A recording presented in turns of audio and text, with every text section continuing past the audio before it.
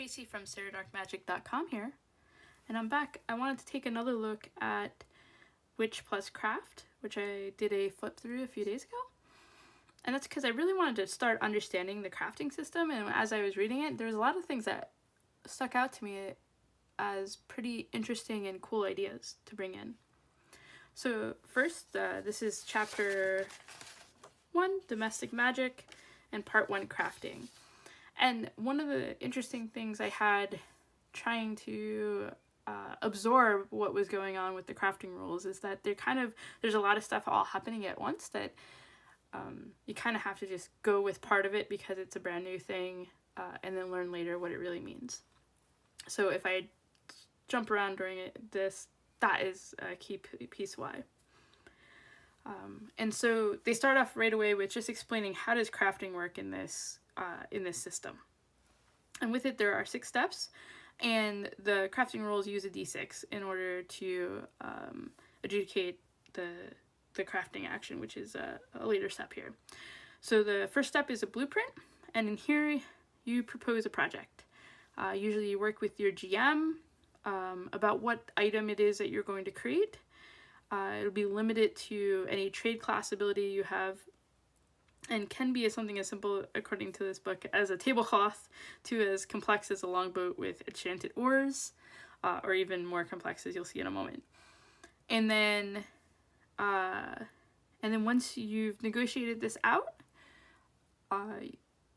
or you've described what it is you want to create and what that entails, the DM will go forward, and they do, as I was mentioning, provide some example ones. Instead of flipping through, I figured I'd just print one out. So this is Sky Throne, a wondrous item, an artifact that requires attunement, and it's a large difficulty level 8 project. So this is pretty high up there in the legendary category. And what it is you create this throne, and when you attune with it, and the first time you take the seat on the throne, basically an area around the throne of a 6-mile radius disconnects from the ground and creates this floating land island, which is really awesome. And then you have these commands that you can do with it. So rise, kneel, you can make that your island move around, or have things like make it rain. And then finally, so that's the description, what it can do. This is what you've in theory have said that you want, and then you figure out what the base materials are. So in this case, it's a stony meteorite weighing at least 30 pounds, a cloud giant's blessing, the crown of a headless king, the mundane materials for constructing the throne, which could be wood, metal, stone, something else, and then a collaboration with another master craftsperson, either a mason, a carpenter, or a landscaper.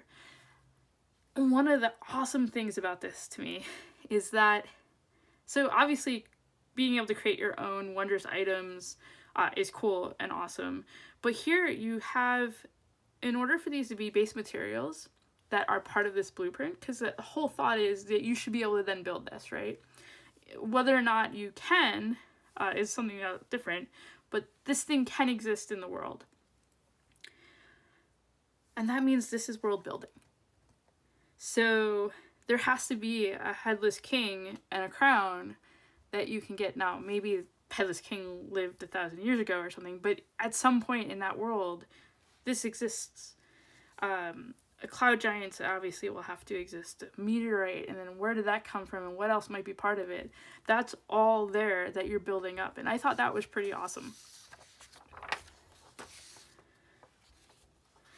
So the next step in this is that once you've proposed what it is you're going to build, you talk to your GM and you say, they say, well, what level is it? So these are like level 1 and 2 are basic or simple items, grilled cheese sandwich, a horseshoe, something like that. Level 3 and 4 are intermediate or advanced items.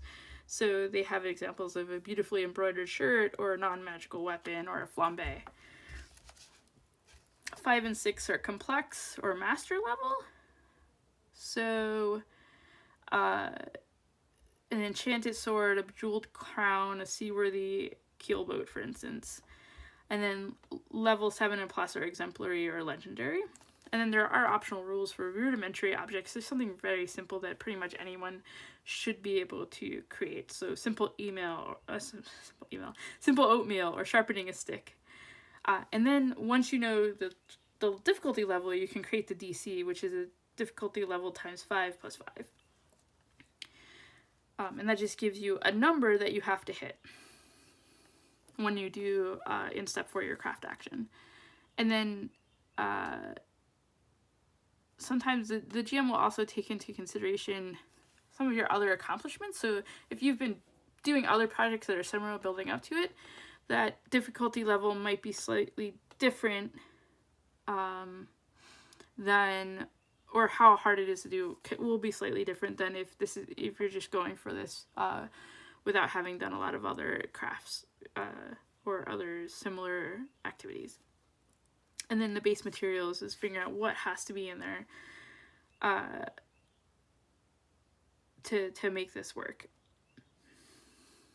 And the basic thing about this is that these things exist. You work it out with your GM. And I just saw a line here which won't make sense when we go into this, but these base materials don't count as part of your step 3 preparation phase. So when you do preparation, if you do any of these things, like you gain knowledge, high quality materials, assistance, sacrifice, or generosity, you get an additional d6 that helps you with your craft action. But if, for instance, you do an entire adventure to go to get the throne of the crown from the headless king, that's not going to add to a d6. That's just something you need regardless. So going into the preparation and the things that you can do. So knowledge, you might decide to study a bit about the subject in advance. An example that came to my mind right away is like if you had to convince the monarch of a country that maybe they shouldn't invade your homeland, or that your homeland's important. Maybe you decide that, and you know that that monarch loves landscapes, right? You might decide I'm going to paint a landscape that just convinces the monarch that my land is beautiful and is worthy of protection and all these things. So you might spend some time either researching landscapes that you know the king loves, or the monarch loves, or looking at books, or just refreshing yourself about some of the places from your homeland that might speak to the monarch. High quality materials are things that can't be easily acquired from a shop. So maybe you know that the beetle that only lives in this one section of the Forbidden Forest provides the best color, most brilliant blue, or reflects the light just the right way for what you're building. So you may go on a whole adventure just to get that beetle. Assistance, if you can convince fellow players or other non-player characters to lend a hand, that can get you some preparation d6s. Sacrifice, if you sacrifice something of personal value, so maybe you are completely out of the right fabric for canvas, but it turns out your prized your first painting you ever made is just the right thing. It's just you have to paint over it. That would be a sacrifice, right? And that can add to the likelihood that your craft action is going to be successful. And again, with generosity, if you're creating it for someone else, that spirit of goodwill and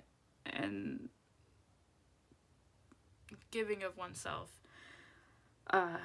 does often add to crafting. It doesn't apply that if it's going to be sold or be commissioned or something. Like if you're just honestly going to give it to someone else, or it's for someone else, that can help your crafting action. So once you've done all this preparation, the next thing is finally to actually craft it. And that's where you bring together everything that comes to bear.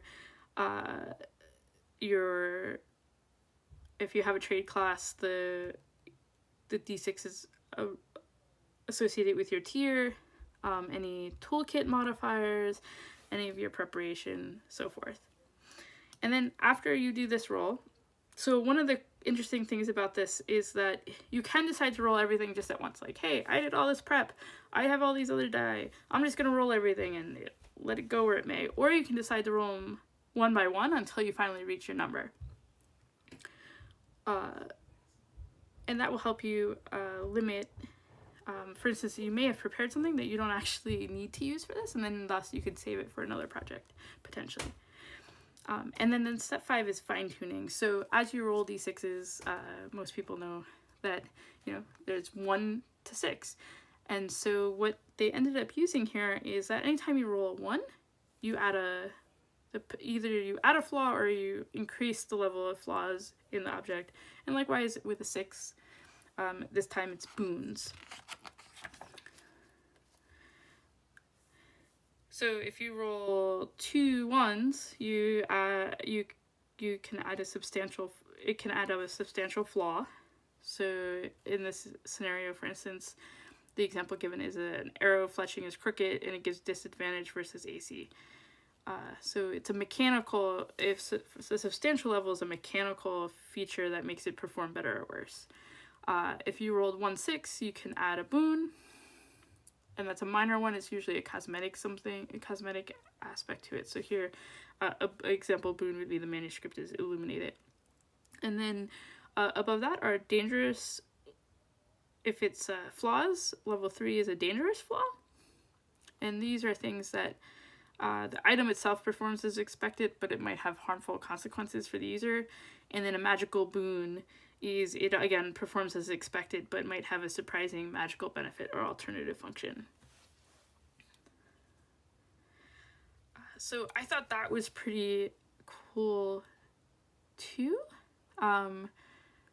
because it does end up, it gives you that little bit of trying to think through how you want to approach, because rolling your dice and making it a real thing. And the flaws and boons are part of the appraisal step.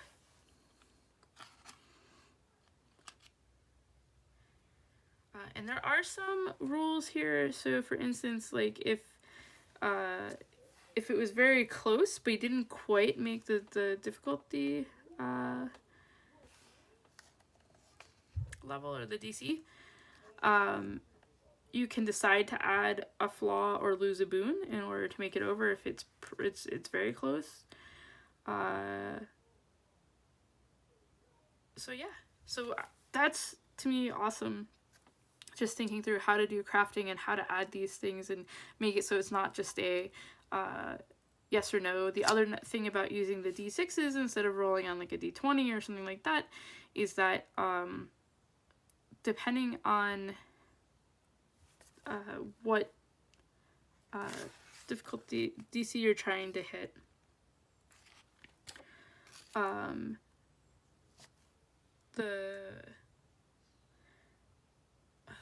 to remember the word for it now. Mathematics hard. Basically, most of the rolls from a bunch of d6s are going to be in the middle. So you sometimes will have great failures or great successes, but a larger portion of it will be right in the middle. And so if you're not doing anything that's too stretchy, you're more likely to succeed. There are some additional crafting rules. So generalist, if you want to do something, there's a concept in this of your primary and secondary media. So if you want to do something outside of those 2 media choices, these are the rules for that.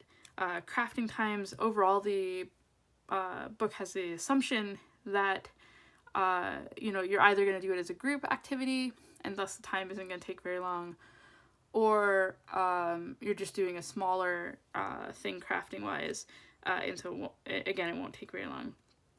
But if for things that fall outside of that, they have a concept called stamina that they go into in a little bit. And then maturation is just talking about some projects like cheeses and wines. There's the initial, like, you put everything together, and then there's a waiting phase.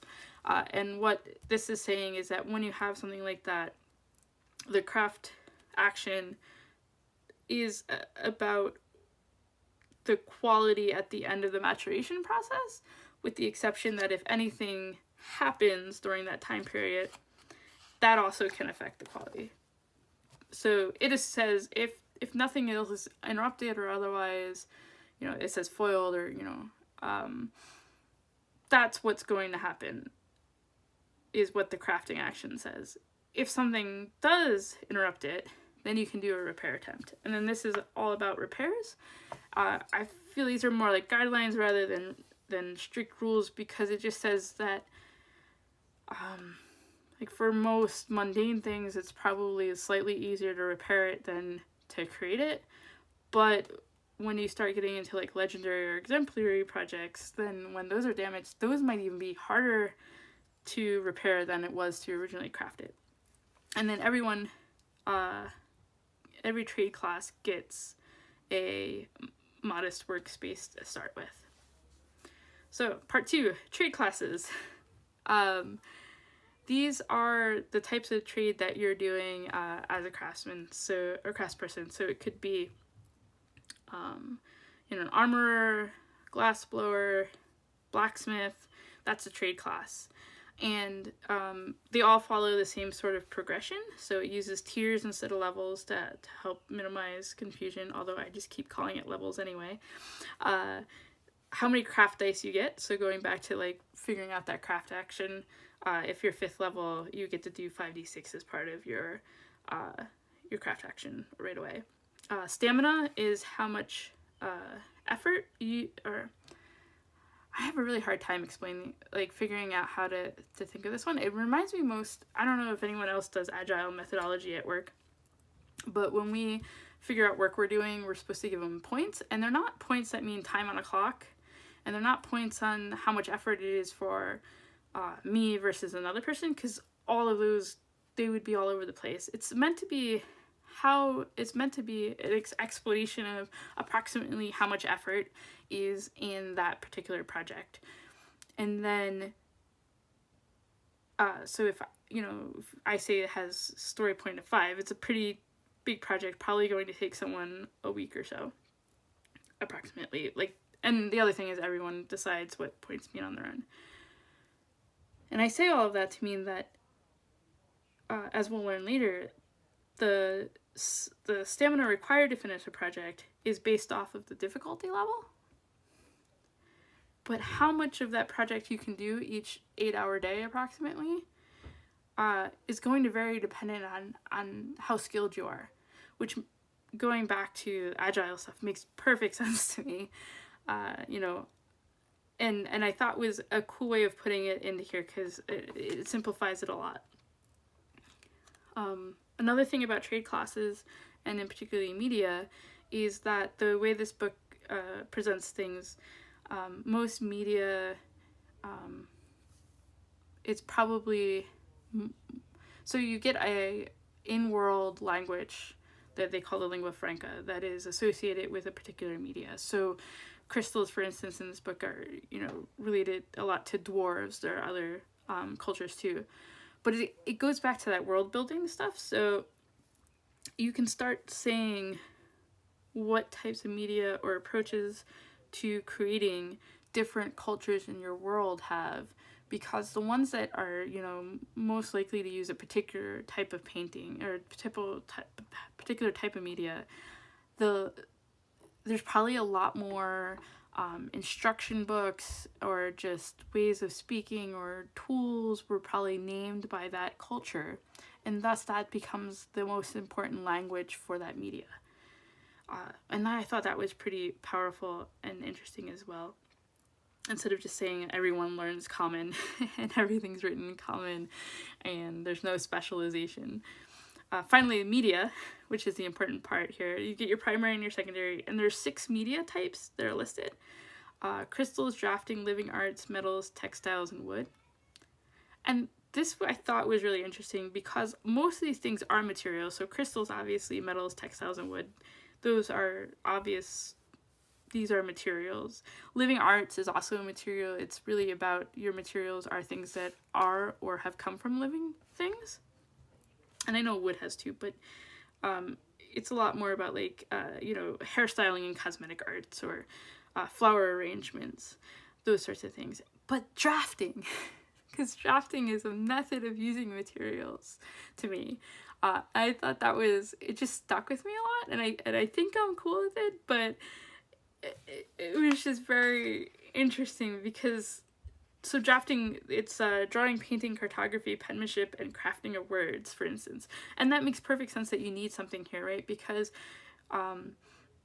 if you wanted to be an orator or a thespian or something like that, like, you would need words to be available as a material. On the other hand, it's interesting to think, like, so if you're a painter, you would pick drafting plus you would pick something else, and it could be, you know, they give textile and wood as options because that's the substrate you use, or crystals if you want to make your own paints. But then I was like, well, what about a sculptor? Like, so a sculptor doesn't have to pick a methodology. They just pick the materials they want to work with. So it was just very interesting, totally cool. But yeah, I'm still trying to wrap my head around it fully. And then going back to stamina, how difficult something is the difficulty level multiplied by the project size. So there's modifiers from tiny to huge. And then there's a bunch of features you get just from having tier in a trade. You get a tool proficiency, a workshop. You get 2 techniques, which to me are a lot like feats, and then a few other features as you level. And then the techniques, some of these are tied as a prerequisite to a particular media, and then the other big thing is that they are categorized by tiers. So some of these are you know, for tier 1, and then you go on and you get stuff for up to tier 5, I believe. And then your trade class. So we talked about it in the abstract, and now it's how these get created. And one of the interesting things about the trade class idea here is that they really suggest you work it out with not only your GM, but also your group, the other players in your group. In part because, you know, so you create your trade class, you decide on a dream project that you want to work on at any point in the adventure.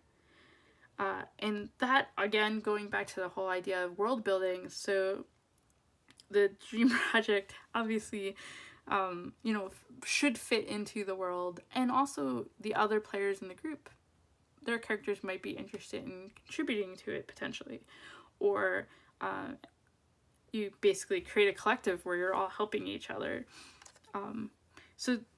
And the whole idea with the media is that it's pretty abstract enough, and there are, like, you can pick multiple different media as your primary or secondary for a lot, or at least for your secondary for a lot of the craftspeople you might be. So it's really just about making sure everyone buys in and that you feel good about it.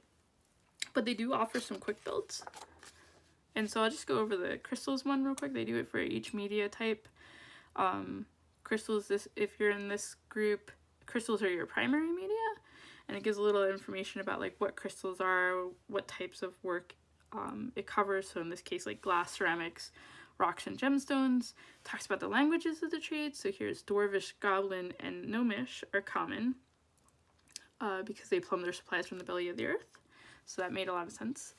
And again, and it also says a language of your GM's choosing, because you can use this as part of world building.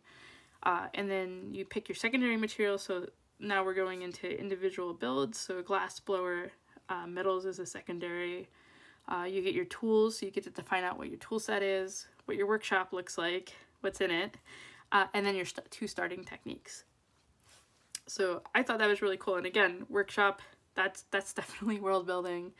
And the tools can even be. So I really enjoyed reading through this. I thought it was a lot of fun. It had that nice balance between, it didn't feel like there was too much